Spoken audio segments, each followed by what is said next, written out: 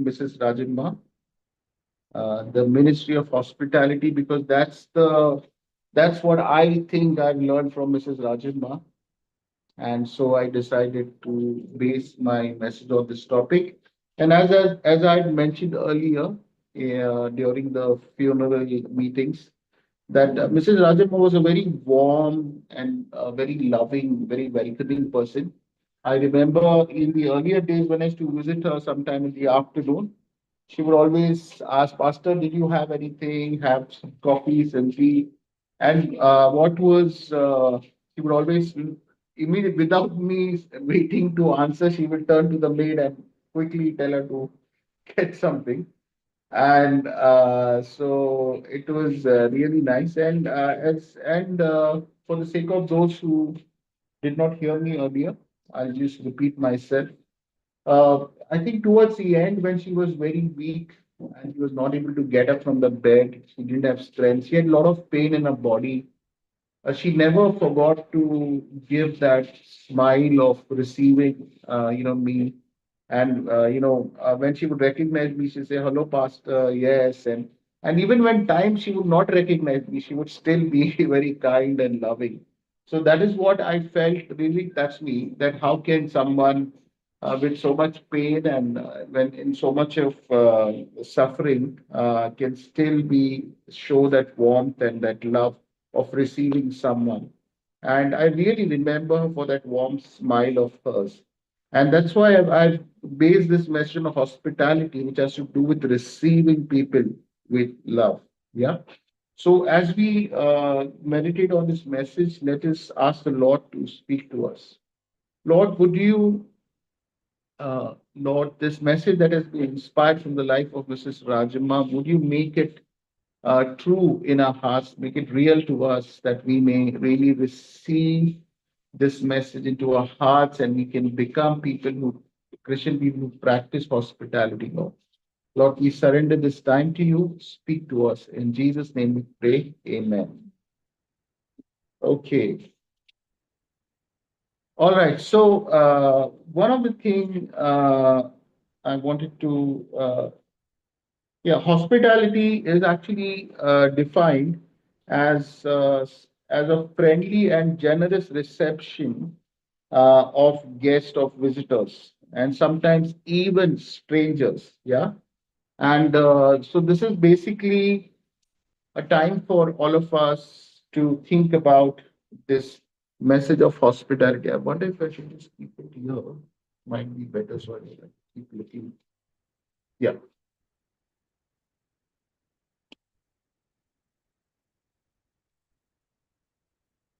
All right. Okay. So we see the first instance of hospitality in the Old Testament practiced by first incident of hospitality we see in the Old Testament receiving three visitors. Abraham visited three visitors. When God came to visit him, he came in three persons. That's a strong evidence of Trinity.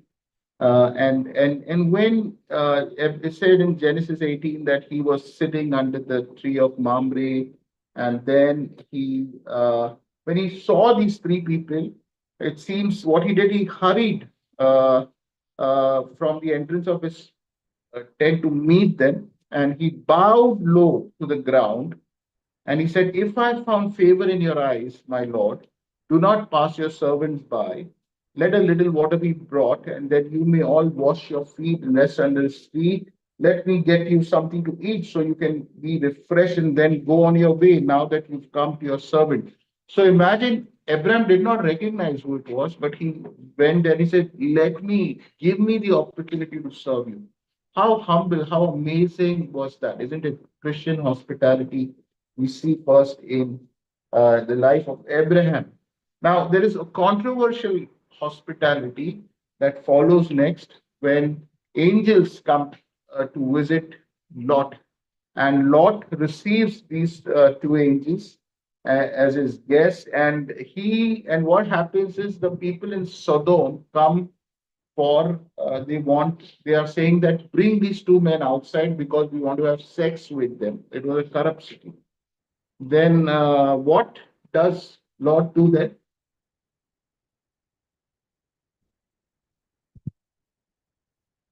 when they come knocking on his door? He says no. Yeah, he says no. Unfortunately. What else? He offers himself. No. You just read it in the Bible. No, no. Yeah, he offers his two virgin daughters to Lot, and he says, "You take them." It's a very shocking thing to do. No, no father would do that really. But what's interesting is to understand the culture of that day. That it's that first of all, the biblical writers don't condemn what Lot has done, and in those days, the tradition was such that you protect guests who come to you. They are your responsibility. And he says that also that please don't do such a wicked thing. These have come under the protection of my house. Yeah, these have come under the protection of my house. And in those days, for whatever reason, women were not considered as precious, as they are now. So it could be a bit of that, and he's willing to sacrifice his daughters there. And we see this thing about protection also in if you recollect Osama bin Laden when he was on the run, he took refuge with this Pashtun tribe. Now Afghanistan shares cultural ties with Middle East. So and these guys, when the whole world was nobody was willing to shelter Osama bin Laden, these Pashtun people practice hospitality and they said, no, we will not give him up. And they took panga with America and they were willing to kill their own, let their own people die in the process. So it's a bit of this ancient hospitality was a very strong custom. So we need to see these things in light of that. Hebrews records says that do not forget to show, so 13 verse 1 says that do not forget to show hospitality to strangers, for by doing so, you have shown hospitality to angels. You may have shown hospitality to angels themselves. Like, and there is a now in 1 Kings 17, there is a test of hospitality when the widow at Zarephath, is challenged by Elijah to do what? To give him some food when there is famine going around. He says, "Give me some water and make me some kind of cake." And she say, and then when she finally decides to do it, she goes at she's starving herself. She has a son, and they're about to die, but she does it nonetheless.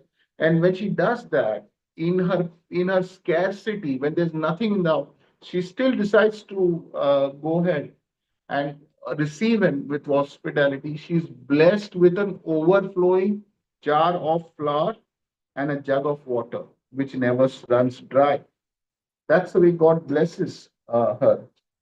Now, there is also an extraordinary hospitality we see with the Shunammite woman in 2 Kings chapter 4, when she's knows that Elijah is coming in an area, and when she says, "Let us make a small room for her in our house where this prophet, and then let us put a bed, a table, and a chair, and a lamp." So this is not just receiving people for chai biscuit. She says, let them come and stay in our house, whenever he visits. And years later, we know that, of course, this woman is blessed with a son. She was being childless. And when the son dies suddenly, Elijah rushes to her home and is able to bring him back to life by the power of God. There is also an elderly, childless couple. No, okay. So that's there.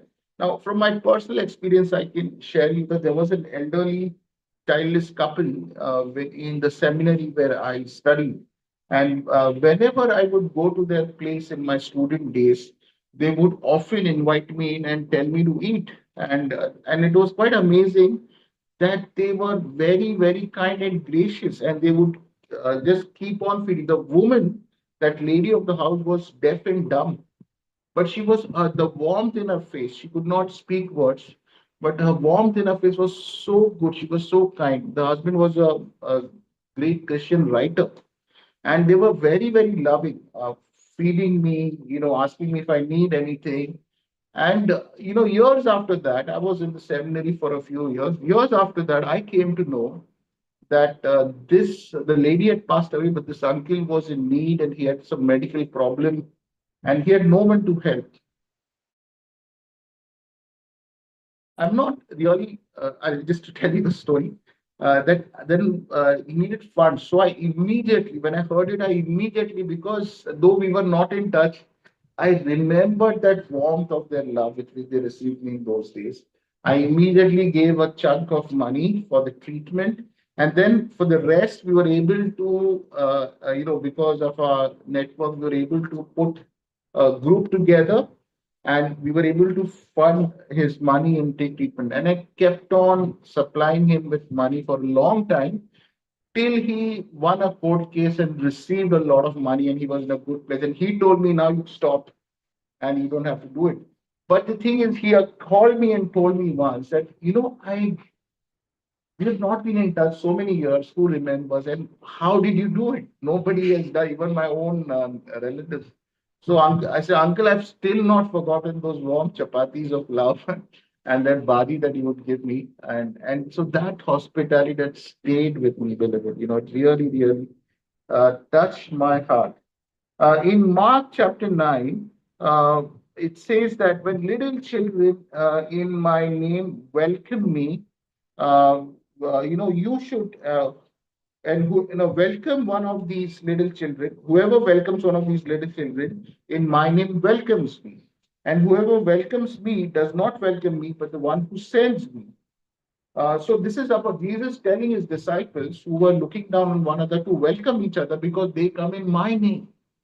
And it says, truly I tell you, anyone who gives you a cup of water in my name because of you belong to the Messiah will certainly not lose their reward. Yeah, so this is about receiving people of God with love so that you are blessed. And we see that this hospitality is when Jesus, uh, is also saying that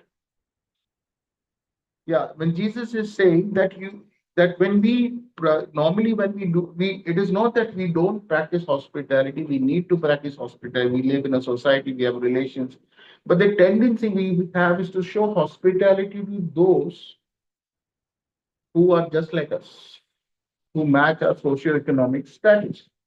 Jesus said, when you give a lunch or dinner, do not invite your friends, your brothers or sisters, or your relatives or your rich neighbors. If you do, they may invite you back, and so you will be repaid.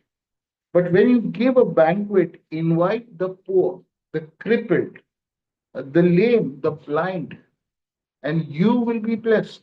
Although they cannot repay you, you will be repaid at the resurrection of the righteous. So here's a challenge of hospitality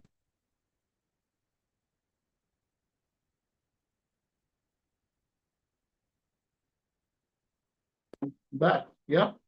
Now, the EU ministry is about that. The EU ministry, I've said this earlier, this is a ministry where they invite young college going students in their home who have come from another city to study and they're living in hostel, they're far away from home.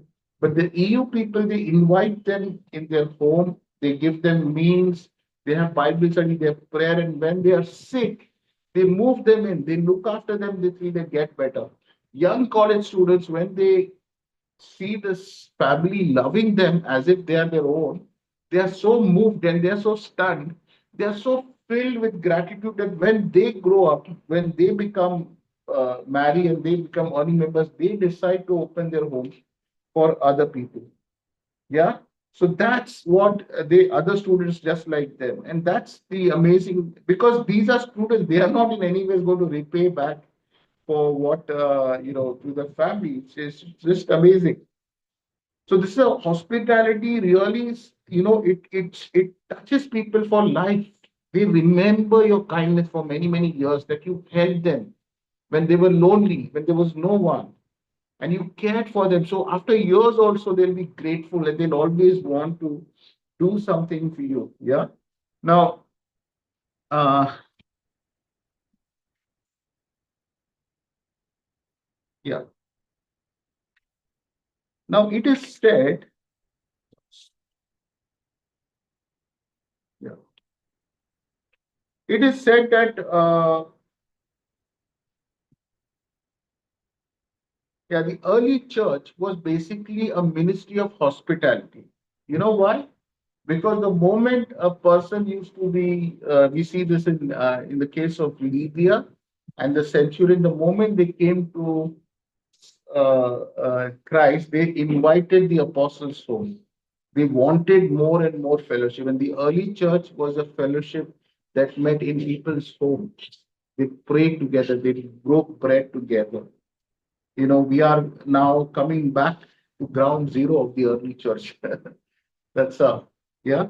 And Jesus said, in fact, and this is how the early church was, very relational, an evidence of hospitality, because people were received and with love in people's homes.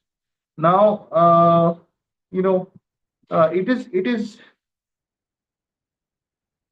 we see that Jesus not only preached but practiced hospitality. When do we remember Jesus practicing hospitality?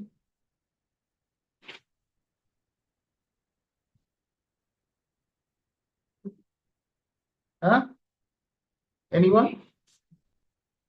Yeah, Jesus fed the multitude because they had been following him in the desert. He said, they need food, they're hungry, they must be hungry. He challenged his disciples, and then we know that he fed the 5,000 and the 4,000. Yeah.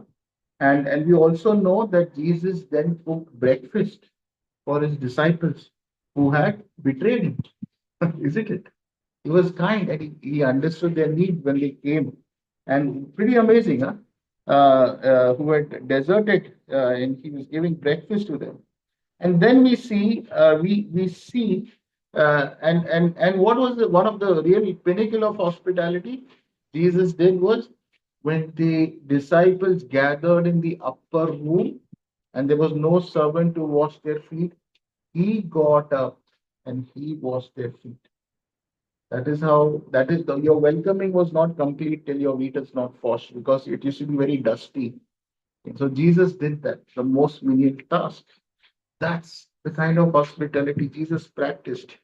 And Jesus, even in fact, when he entered, when the sinful woman came and anointed Jesus with oil, that was also a practice of hospitality, because it used to be very hot. And so putting oil on the head was to cool it down. And then Jesus is sinful woman and Mary, and then Jesus is turning around to Simon the Pharisee, and he's asking him, "Where's your hospitality, man? Isn't it?" What did he say? Jesus says, "When I came into your home, this is Simon. Jesus' expectation of hospitality. You didn't give me any water, so I could, so I could wash my feet. But she has washed my feet with her tears and dripped them with her hair. You didn't greet me with a kiss, but from the time I came in, she has not stopped kissing my feet. You didn't even pour oil on my head, but she has poured expensive perfume on my feet.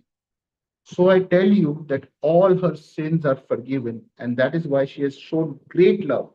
But anyone who has been forgiven for only a little will show only a little love." So Jesus is explaining her heart, but yes, Jesus is clearly talking about hospitality, and he's telling Simon that you did not show any hospitality towards me.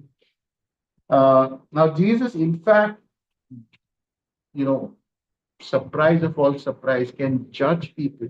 One of the judgment he delivers is also on the basis of hospitality.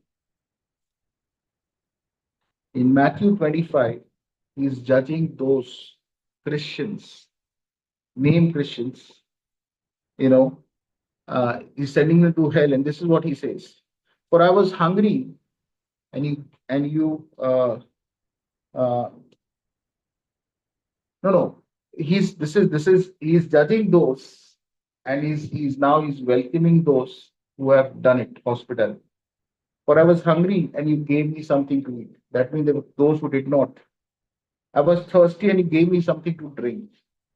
I was a stranger, and you invited me in. So he's rewarding them on basis of their hospitality. I needed clothes, and you clothed me. I was sick, and you looked after me. I was in prison, and you came to visit me. So here's Jesus is expecting, Jesus show is saying that when I was that person was hungry, I was that stranger, that you invited me. So he's looking for that, and he's not looking for miracles and healing and all, which is the other group. They were saying we are driving demons in your name. Jesus says, I do not know you. Hospitality is very, very important part of Christian death. I wonder if the rich man was also judged because he could not practice basic hospitality because Lazarus was right at his door, isn't it? And he never bothered to look at it. And where does he end up in hell? Yeah.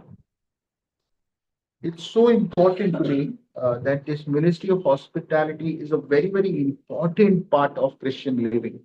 But somehow it is not preached or talked about much. Maybe it is not shared in the church, is not challenged that we should be people of hospitality. But I wonder why most Christians today are not known for their hospitality. They are not known for hospitality. Uh, and wonder why that is. Is it because it's expensive? Is it expensive to host people? Is it because it is a burden? What if they keep coming again and again?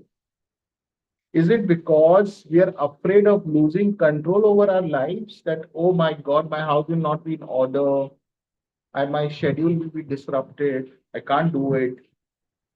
Or we are just plain insecure that, oh my God, I can't invite strangers into my house. Who knows who they are? Maybe psychos. But I've shared this again, and, that there is a Christian ministry that originated from Germany. It is called prison ministry. What they do is they invite ex-convicts, people who have been released from the jail. Where do they invite? They invite them in their home and they tell them, you come and stay with us as long as you like till you get a job. And what are the convicts are shocked. The whole society doesn't want to talk to them. They are condemned, they are badnaam. But here is a Christian family inviting me to stay with them. And what a risk they take, isn't it? And each and every one of them gives their life to Christ because of their kindness. That is how this ministry started. And so, yes, there are risks. Yes, there is discomfort. Even the EU, EGF people, when we had the session on open room, they said that we don't do anything extra. We just, whatever simple, we serve with love and people eat with love. It's very tasty because love is the ingredient. You don't need to have all this showy doughy dish. Just be simple. But what about the tight schedule? Doesn't it disrupt? No, no, no, no. Once we have welcomed the person, we tell them this is your home, live as a family member. We don't treat him as a guest. And that person is, we shows in the bathroom, toilet, kitchen, and they do that. We carry on with our lives and they do their own thing. That is how we do it. Isn't it? And and there can be some risk about strangers and all, but we can build rapport eventually and then bring them for tea. And also sometimes be clear about the boundaries, you know. And surely the Lord gives grace, but nonetheless, practicing hospitality is a must. It's one of the great evidence of a Christian person. Now, one may argue that there are people in other cultures also who do that. Other faiths people also do that. Punjabis are known to practice hospitality to strangers in the form of, on the roads, langar. You had a one once. You sure? So they do that. Now there's something called medical langar. You heard of that? Medical langar. They have started in this Khalsa College, Bombay. They're giving free some treatment and CT scan and all that for people. They're doing that. So hospitality, kindness that's there. And now we also see. So this is what they do. And but what's amazing, uh, that there are people. Okay, yeah. I think just going back, and I must say this, that a lot of us, we are very much in control of our homes and we want to keep everything in order.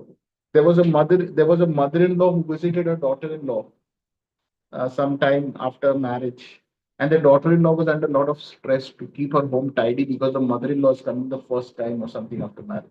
So she was running around and making sure everything. So the mother-in-law saw how insecure she was about keeping her house in order. So she says, that pillow there, can you tilt it a bit? I don't like it that way. So she goes and tilts the pillow. Then she says, the curtain was slightly off. Can you just stretch it a bit? So the mother-in-law keeps on telling her, she's running from this corner, that corner. Then the mother-in-law says, "Oh my God, you don't get the point. I'm just playing, messing with you. Why are you so much tense? Come on, little bit of imperfection is okay. Don't have that pressure." And that is how it is when we receive guests. We are too much under pressure, but in fact, the guests will also get under pressure because you're under pressure. If you are relaxed, if you're okay with a little bit of mess and all that, it really does. In fact, it puts people at ease because everybody in the end is a little bit messy in their life. So we must really do away with this being very perfect and in control of our homes. This we have to open a home for hospitality. So this is just a story that I missed, but an important one. Yes, so Punjabis do langar. They offer food, drinks. That's how they practice hospitality with absolute strangers. Uh, you know.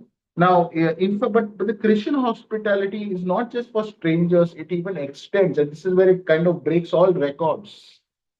It extends to your enemies. It extends to your enemies also. In Proverbs 25:22, it is written, if your enemy is hungry, give him food to eat. If he is thirsty, give him water to drink.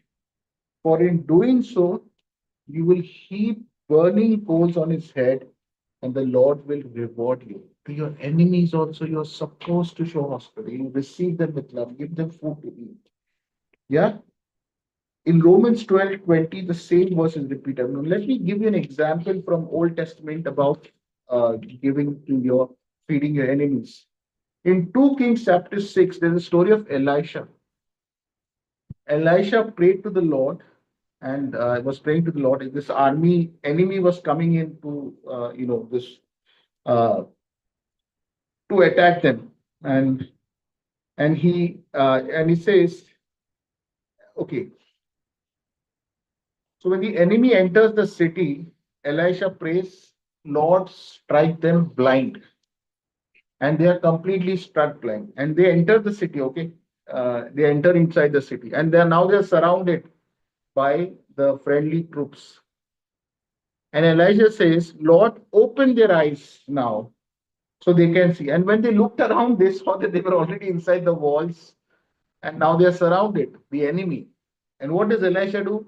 Kill them, slaughter them. No. What does he say?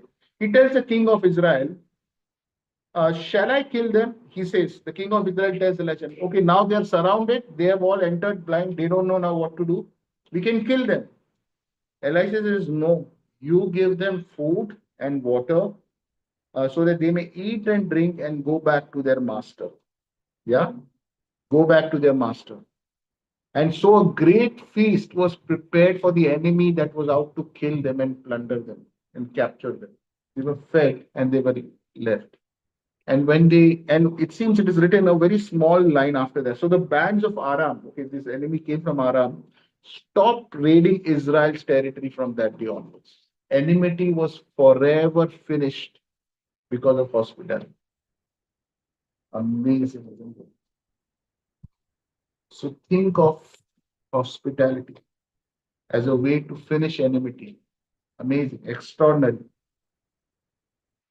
Now, in the New Testament, is there any evidence of feeding your enemy or just showing hospitality towards your enemy? Any example in the New Testament? Barnabas and Paul. Who was the enemy then? Paul used to persecute Barnabas. No, that is. Yeah. So Paul was invited for food, or Paul invited his enemies for food. Barnabas took care of. Oh, Barnabas took care of Paul. Okay, good point. Yes, Paul was an enemy, and Barnabas took him in when the other disciples were not. Okay, Ryan. Okay, any other evidence of hospitality towards your enemy in the New Testament? Jesus and Judas. Jesus, yes, Jesus washed the feet of Judas. Jesus invited him for Holy Communion in Last Supper, knowing that he will betray him. Yes, any other evidence? Yes, Judas, yes. Yeah. And okay, uh, let me give you the evidence of really, huh? Patient, patient burn, patient basket, enemies. No, a crowd, but we are talking about enemies, giving it to enemy, feeding enemy, inviting them. Okay, let all was blinded.